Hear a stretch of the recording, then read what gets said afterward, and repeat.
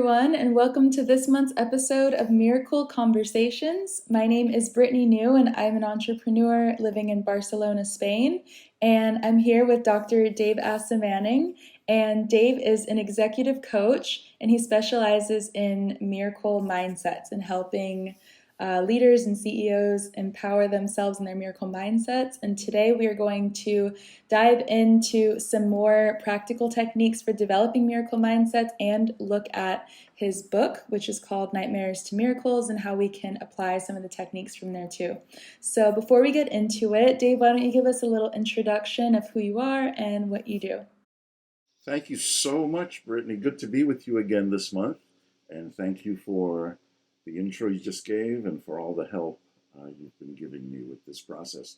Really do appreciate it. Yes, so I'm an executive coach and I live in Florida, in the Palm Beach area of Florida. And I specialize in supporting CEOs, executives, entrepreneurs, and other leaders to develop miracle mindsets, as you mentioned, Brittany.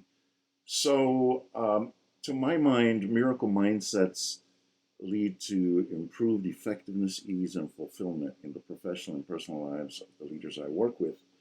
And it's really just such a joy to see when the fit is right, I'm working with the right client, the client's working with me, and it's right for them, that over time we begin to see uh, transformations in the direction of miracle mindsets, and then all the basically all the miracles that unfold from that. So really excited to be doing this process to share about miracle mindsets more broadly.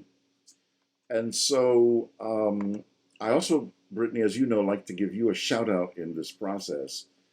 So I want everybody to know about your excellent work and how I've evolved with you from starting out with you helping me with beautifying some of my worksheets, which were very primitive when I started out with you, and you just made everything look so wonderful. And then you helped me organize my course modules for the course of the same name as the book, Nightmares to Miracles.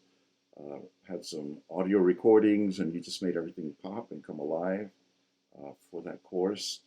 And then now with this show, you're helping me with the this video podcast, and then you just do wonders with transforming this raw material into the uploaded video and then the audio podcast, as well as a written blog. It's just magic to me how you do all of that. So really, really glad and grateful, and want everybody to know about your excellent work. So anything you would like to say to our audience about your work and where people can find you? Thank you again, Dave, for the shout out. I really appreciate it. So yeah, I've got a website, which is brittanynew.com. You can find me there, and also a YouTube channel with some helpful tutorials for business owners and entrepreneurs to learn how to kind of take control of their own media if they're into learning and doing some of the things yourself. So for clients that I don't do direct design for, I also do some education on how to kind of configure your business needs, and you can find that on my YouTube channel. So thanks, Dave. I appreciate that. It's such a pleasure working with you. Oh, well, likewise. It's feeling is mutual. So, and then also all the information that you might want to see about Brittany's site or some of the other things that we're doing, they're all in the show notes, so you can find everything there too. All right. So today we're going to be continuing with miracles, the theme for this year, which you helped us come up with, Brittany, and I'm glad for that theme. It's a great theme. In the past, we've done themes like forgiveness in the Course of Miracles, and meditation, atonement, light, peace. All of these are different discrete topics we've done in the past, and they all support mindset. So the rationale of this show is to provide additional material that supports everyone's miracle mindset.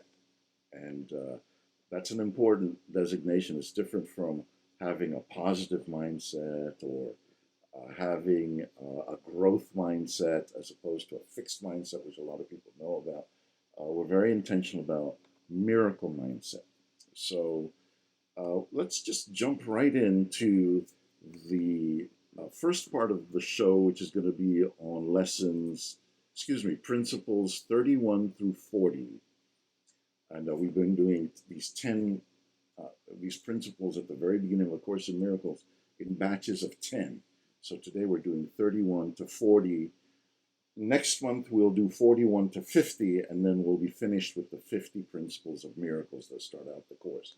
So here, the thing that I wanted to start out with these principles for today is that Jesus refers to himself twice in section 32 and section 37.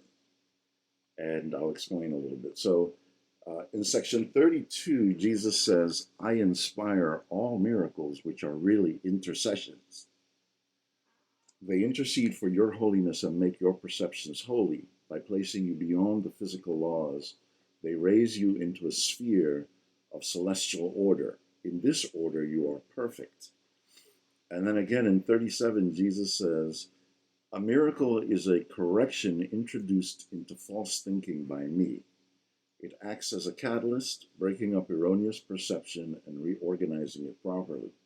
This places you under the atonement principle where perception is healed. Right? So this is pretty amazing to me. Every time in A Course in Miracles, you see Jesus referring to himself.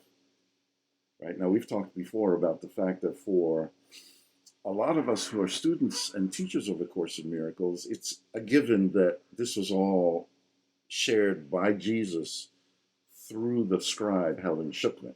So she's the person who wrote it down, but it was all dictated to her.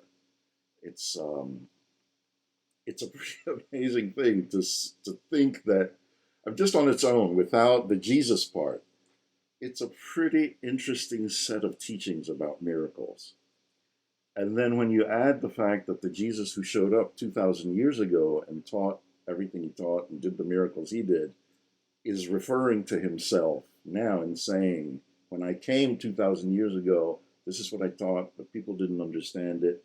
I'm teaching it and making it more clear. It's really quite amazing.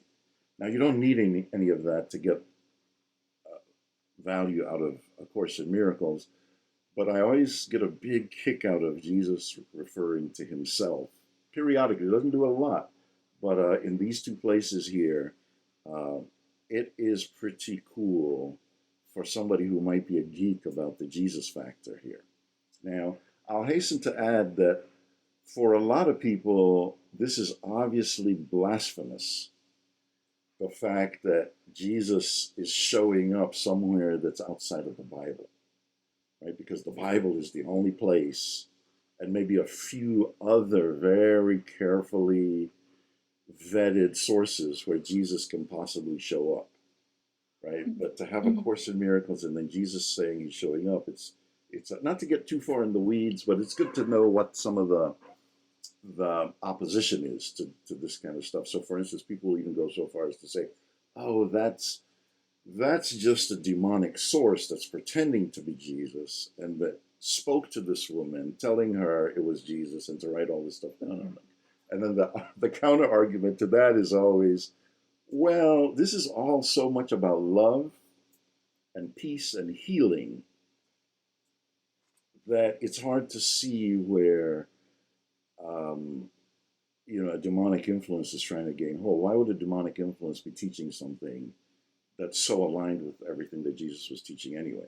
Right. So anyway, so that's all kind of one of the most. That's all what I think is really exciting about the principles of miracles today. Why? Because we all know in Scripture all these amazing things that Jesus did miraculously. He walked on water. He walked through walls. He fed the multitudes. He healed people who were blind. He restored, ability to walk to cripples. He just did endless miracles in Scripture, traditional, conventional Scripture. So now here's a whole treatise. It's almost, 2,000 pages. That's all on how to be a miracle worker, the mindset that's required. And Jesus is kind of the linchpin. He's like, well, as you see in other places, I came before, I've come now. For those of you who want to learn what I was doing, this is it. All right. So anything you want to comment on before we go to another couple of these? No, not specifically. I actually like getting into some of the theological implications, especially because you do have a background in theology. So it's always interesting to hear some of your takes on that. So I invite more of that. I mean, it just adds more context to what we're reading sometimes, especially for those people who are new here and are like, what is this book that we're talking about? What is it all about? How did it emerge? So maybe that will shed some light on the background of the book A Course in Miracles for anyone who's not familiar with that. Mm-hmm. Thank you so much, Brittany. Yes. So we'll use that as a segue right into the Mm-hmm. next two things that we'll discuss before we wrap up on the miracle principle. So in section 33, Jesus says, "Miracles honor you because you are lovable. They dispel illusions about yourself and perceive the light in you. They thus atone for your errors by freeing you from your nightmares." Now, right away, I like that he's saying nightmares here because that's the chapter of the book, right? Nightmares to Miracles, my book, that is. So anytime I see nightmares anywhere in A Course in Miracles, which is what inspired the title, somewhat subliminally, I think. I wasn't thinking about it that directly, but so what is Jesus saying here? He's basically saying that miracles are a sign of divine love that show us the part of us that's perfect, that has no flaws. There's nothing wrong with this spiritual part of us. And if we can make a connection with this spiritual part of us, then we will be able to manifest miracles within a simulation, a matrix that seems very troubled and very disturbed, with a lot of vengeful experiences, painful experiences, destructive experiences. So the whole point of atonement, as Jesus refers to it, is to tap into a corrective or healing device that flows out of God's love for us and requires no sacrifice. Typically, atonement, as I've said before on these calls, is connected to blood sacrifice. Something has to be killed in order to make up for the mistakes that are being atoned for. In A Course in Miracles, there's no requirement of sacrifice or blood sacrifice specifically. Atonement is just like I hate to trivialize it by saying this, but it's almost like cosmic bleach. Mm-hmm. You just open up that bottle of bleach and pour it on your, yeah, exactly. What you just did with your hand motion. You just pour it on whatever's disturbing you in your own life, in the world that we're looking at, a war, mass murders, racial injustice, whatever it is, or even karmically, where we don't even fully know what's going on. If we just invoke this bleach, it cleans and cleans and cleans. And that's what Jesus is basically saying. A miracle is evidence of the fact that cleaning of some kind has happened through this divine love. And that it's not the awe and sort of surprise and amazing nature of the miracle. That's not really what it's about. It's the message of freedom and release from something that was gripping us in a painful way. So that's essentially it. And the miracle principles for today, Jesus, the rest of the principles are all just different elaborations of this atonement principle in one way or another. And then the whole sort of 2,000 pages is just reinforcing and teaching and deepening. So, any thoughts for you, Brittany, before we go to the book next? Nope, nothing specific on that set. Thanks. Go ahead. All right, great. Thank you, Brittany. So, next we're going to go to doing screen sharing here, and we'll see if it doesn't work. Um, we will edit so that, hey, can you see any of this? Yep, this one was super quick and easy. There we go. Okay. All right. So we're in chapter 3, which is about an integrated model of the psyche. So, with these quick snapshots of the different chapters of the book, there's a lot more detail in the book itself. Everything is very carefully constructed. Um, to fit together. There are so many layers. It's easier to read about it and then discuss it. So I'm not going to give any kind of a formal lecture in this snapshot. I'm not doing that in any of of our snapshots as we go along. But there are many moving parts to this integrated model of the psyche. There are layers pertaining to Freud and Jung, Carl Jung, that is, two sort of giants of contemporary psychoanalysis, the foundation for most psychoanalysis and psychotherapy of a psychoanalytic nature. And then also it integrates A Course in Miracles in. So there's a lot going on in the model. I'm going to switch now. I just like showing off the text, a little bit of what the text looks like and so on.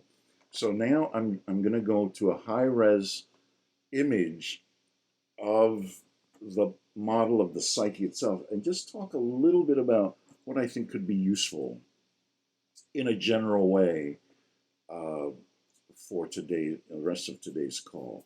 So there are three different color-coded areas to the model of the psyche. There's a red area, there's a blue area, and then there's a green area. So we were just talking, for instance, about atonement out of the miracle principles, right? So atonement pertains primarily to this blue area in the psyche. This blue area represents the unconscious parts of our minds, unconscious meaning that it's hidden from awareness. Therefore, what's in there on the individual level and the collective level is not really known to most human beings and is not really that accessible. The reason it's not accessible is because of this horizontal line, which represents what we could refer to as a barrier of repression, that the ego, this part, number one here, deliberately uses to keep us blocked off from the baggage we're carrying, right? So again, this baggage is sort of all the nicks and cuts and traumas and difficulties and pain points we've experienced since we were born. But at a deeper kind of collective unconscious level that Jung is good for, it also contains things like global cataclysms, wars, genocide, famine, pestilence. It includes the collective human experience, like a human internet of all of that stuff. Now, the real interesting thing about putting all of this together with the Course in Miracles is that what we perceive physically in our environments is what's coming out of here in this diagram, if you can see my cursor. So what we see in the physical world is a projection of what we are carrying unconsciously. Now, this also jives well with quantum physics. Won't get into all of it, but really, really fascinating. So when we say atonement, what we're doing is cleaning this up. We're deleting this negative programming here on the individual and collective level, and therefore getting a different movie. The movie is actually so different that you can flip it to the other side. It's like switching the channel from a horror movie to like a nice Hallmark movie. Peaceful, loving, kind, and gentle. So the right side is the horror movie, and the left side, demarcated by all this green stuff, is the cleaned or atoned version as we do the practice of atonement. All right, so that's one aspect of this integrated model of the psyche, true atonement, which is cleaning without sacrifice. No blood sacrifice necessary, nothing has to be killed. The other two things I want to highlight really quickly are what I refer to as true forgiveness in A Course in Miracles. So true forgiveness has to do with the external world we see, and is best exemplified by a lesson like lesson 23, which says, I can escape from the world I see by giving up my attack thoughts. So let's say somebody does something that annoys me, irritates me, offends me, and I have deep resentment to. I'm engaged in true forgiveness by saying I'm giving up the attack thoughts I have about it, right? It's a little bit like watching a movie. This is all like a movie on a screen that's a projection of our own unconscious thoughts. And then when we get upset with it, we're actually getting upset with our own unconscious thoughts that are being projected out, including the people who are offending us in the movie.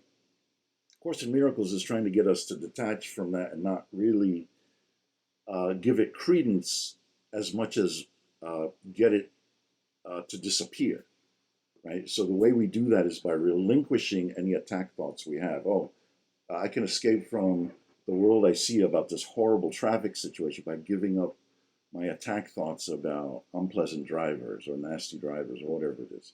Okay, so that's true forgiveness. Then we got true atonement, and then the last thing before we wind all of this down, and I check for any final thoughts from you, Brittany, is this green section, and here we have true prayer. So true prayer is about making contact with the divine. It's not about petitioning as much, sort of like around help me with this, help me with that. It's about merging, taking the conscious part of our minds and getting through all of these obstacles that we have been complicit in introducing into the mind and really making connection to the source of love. Once we do that and do it as a consistent practice, we live in a state of flow, full of miracles all the time. So that's true prayer. It's like a merging rather than a petitioning. Okay, so just to recap, we've got true prayer, which is merging with the divine.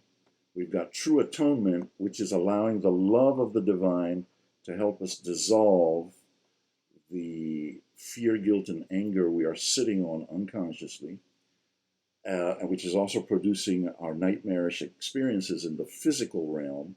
And then the way that we, the practice of habitually dealing with the physical realm is to basically disclaim it by all kinds of different, sort of principles and teachings and mantras. One of my favorite of which is, I can escape from the world I see by giving up my attack thoughts about it. Okay, there we have an integrated model of the psyche as per Dave Asomaning over the last 30 years put together.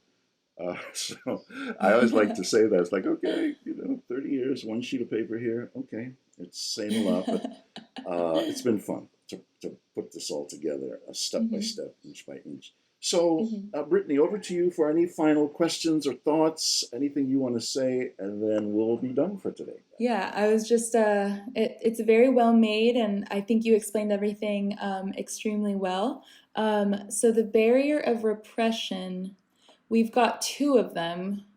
We've got the barrier of repression to guilt, fear, and anger, and then the barrier of repression to inner genius. Can you explain like a little bit better, like what's the significance of there being the barrier, and how is the goal to overcome the barrier or to just acknowledge the barrier? Great question. Thank you for that. So, yeah, so the first barrier of repression is really mostly in Freud's work, right? So it has to do with all the defense mechanisms that Freud came up with and studied and was very, very expert and articulate about. Projection, displacement, reaction formation. These are all very technical terms about how the conscious ego cannot deal with the more horrifying aspects of what's going on in the mind. So it has all these shields that it creates. Now, A Course in Miracles presents us with a different ego. It's more malicious in intent.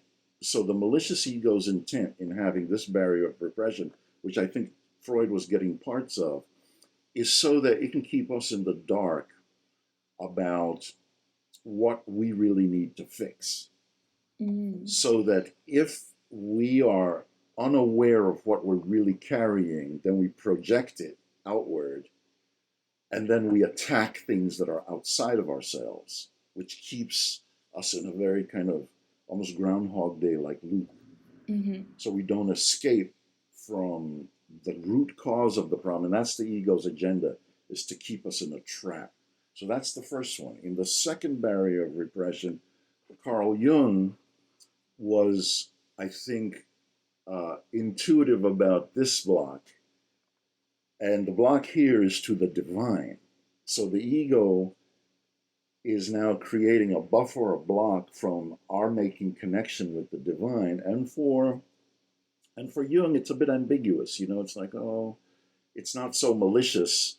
It's just part of the defensive apparatus. And Jung at times in his writing goes so far as to say, God has a shadow side.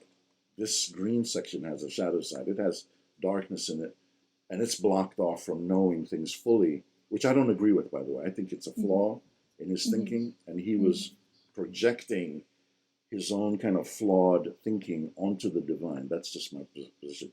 People who are hardcore Jungians may not like that, but so A Course in Miracles says that it's the malicious ego which wants to block us a second time from gaining access to the source of love, which will dissolve this stuff we're carrying and shift us out of the nightmare into miracles, right? So again, I'm tracking like two sort of giant psychoanalytic theorists and clinicians and their approach to these barriers of repression.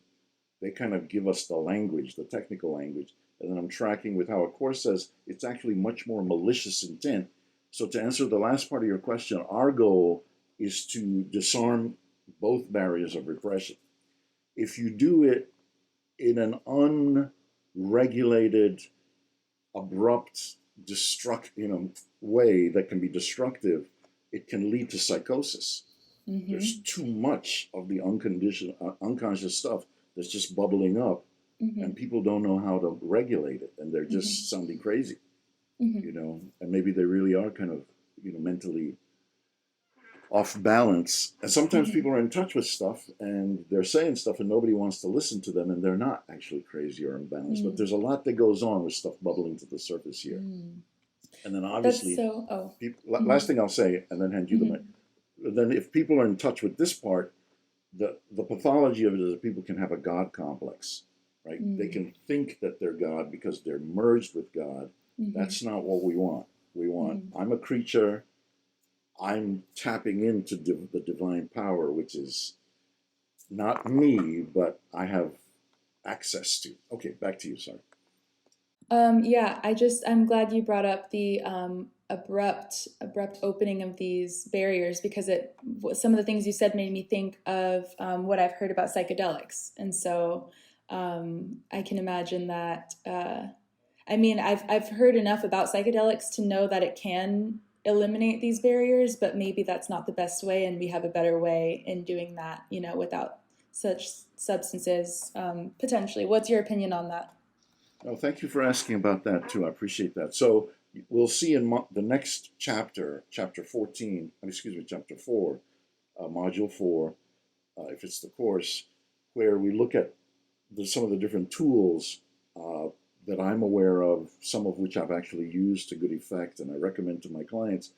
But yeah, we'll get to the nootropics there, which are the use of the different natural substances, and some are manufactured substances, but psychedelics, ayahuasca is very popular more and more these days, right? People go on retreats to Colombia, and people will consult with me sometimes and say, hey, look, I want to do an ayahuasca retreat. And I have people I really respect and trust and love that are knowledgeable about all of that. And I refer people who are asking me to them to help get them prepared if that's what they want to do. But I myself, I like a nice, cozy, big, fat armchair to relax in.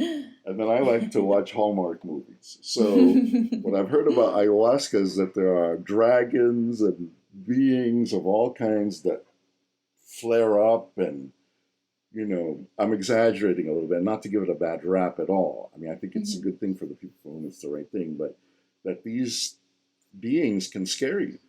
And I don't want anything like that. I want nice, cushy, comfortable pillows and Hallmark type, strings playing in the background. I do not want anything rough and tumble if I can help it. So yeah, I think everybody has to answer your question more specifically, everybody has to know their limits and what they like. And some people are like, give me the hard stuff. I want that. I want to be shaken and shook. And I'm like, really? Is that okay? That's what you want. It's over there. Back to you. Yeah, the unfortunate thing is that nobody knows until they try with these kinds of things. So it can be a difficult decision for that first time if that's the curiosity. But thank you for your answer. Yeah, I'm sure there are many methods. That's one that's crossed my path. That, I mean, even within that, there's, like you said, there's nootropics, psychedelics, some things that are illegal, some things that are legal. There's all kinds, even within that. topic of itself. So, Yeah, right. Mushrooms, peyote, mescaline, pot even, mm-hmm. acid, all kinds of new things. It's we'll talk about this a little bit more Mm-hmm. in the next month's call. But I'm so Okay. glad you're raising it, right? Because again, Mm-hmm. it's a menu, and I always Mm-hmm. say with clients from a slightly different angle. I say, do you like your spirituality completely non-spicy? Do you like it mild or do you like it spicy? Mm-hmm. As a way of saying, just kind of understanding where people are generally. It's like, for some people, they're like, okay, you're eating this hot, peppery dish, whatever it is, and your nose is running, your eyes are tearing. Why would you do that when you can eat Mm-hmm. something that's completely mild or non-spicy at all? And it's Mm-hmm. some people like spicy, that's what they want. So, Mm-hmm. I'm not judging it. But to your point, you don't want the gaskets in your mind blown Mm-hmm. because you unintentionally went for something that was too hard and too strong. That's Mm-hmm. that's the main caution underneath all of this. Got to Mm-hmm. know your limits. Yeah, well, fantastic. So thank you. This was just a great quick overview of the model of the psyche. Thank you for your excellent expert questions there as an interviewer. Anything else you want to say before we close out, Brittany, for today? It just occurred to me that we don't design these shows to necessarily have to be watched in sequence, but for this one specifically, if you see the three color codings, there's a previous video where we discussed the practical key, the blueprint key, and the inner genius key, and I would just recommend, if you haven't yet, going back to watch that so you could be more familiar with these three different areas. So I feel like that is a side note for anyone who is new here or isn't familiar with these three keys yet. Mm-hmm. Excellent call on your part. Beautiful, yeah. And that Mm-hmm. they're color coded through the rest of the chapters too. These Mm-hmm. three keys, and we just try to keep showing them from different angles. So glad you spotted that and made mention of it. Excellent. Thank you, Brittany. Yeah, so that's it, guys. Thank you so much for tuning in today, whether you're on the video or the audio podcast, or we also turn this information into a blog if you're more of a reader. There's a version of it in writing to be read on the website. So, regardless of how you're consuming this information, thank you for your time, and we really appreciate Ditto, ditto, you. everything you said, and thank you for everything you brought to the call today, Brittany. And I'll see you and our audience next month. Thank you. All right. Bye, Dave. Bye. Bye, Brittany. Thank you.